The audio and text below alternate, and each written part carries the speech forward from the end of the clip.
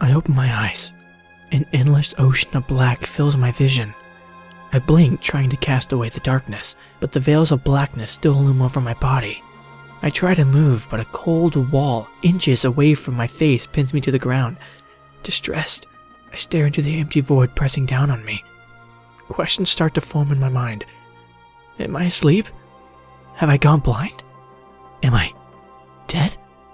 Seconds became minutes, and minutes became hours, or so I thought. I have completely lost any concept of time. I put my hands against the firm wall on top of me, trying to push myself away from the darkness. I managed to move my body a few inches, my nails clawing at the hard wall, my legs scraping against the cold floor, but the top of my head hits another hard surface and I'm forced to stop. Suddenly, I hear a creaking noise coming from above. Something is on the other side. I can definitely hear squeaking sounds, faint but clear. But as swiftly as it started, the sound stopped. I'm once again plunged into complete silence. Then a dreary thought sneaks into my head. I'm buried. I'm buried alive. It seems obvious now. The sound I just heard was the coffin groaning under the weight of the dirt above. I'm trapped. A feeling of claustrophobia builds in my heart. A cry of utter despair and hopelessness bursts from my lungs. Help! I shout. But I know it's all in vain. Nobody can hear me. My eyes wet, a warm tear drops on my cheek.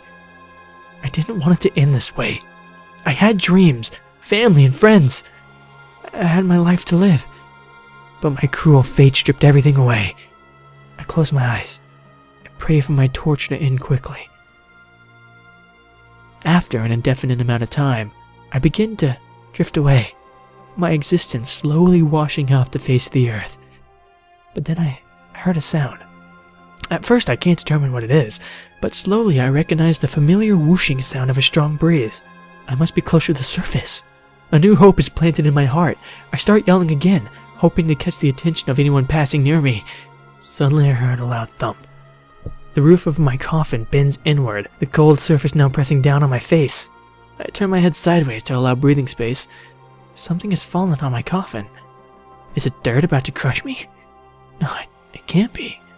Whatever caused the bend in is still moving. Maybe I'm not buried. But if that's the case, then where am I? A shiver ran down my spine. A question I should have thought earlier pops into my mind. How did I get here? I realize I have no recollection of past events. Where am I? And what am I doing? My memory is completely blank, but I can't give it more thought as a creaking sound breaks the silence once more. The bend in above me subsides, indicating the weight on top has shifted. I can very faintly hear a whimpering sound like someone's trying to muffle his crying. Suddenly, a flash of light blinds me. I look to my right. A little crack has appeared in the blackness that surrounds me, allowing a sliver of light to invade my world of darkness. My heart jumps. This is my escape. I extend my hand, my fingers touching the edge of the crack. I was surprised to find not the hard surface I had imagined, but a smooth, soft cloth that parts under my light touch.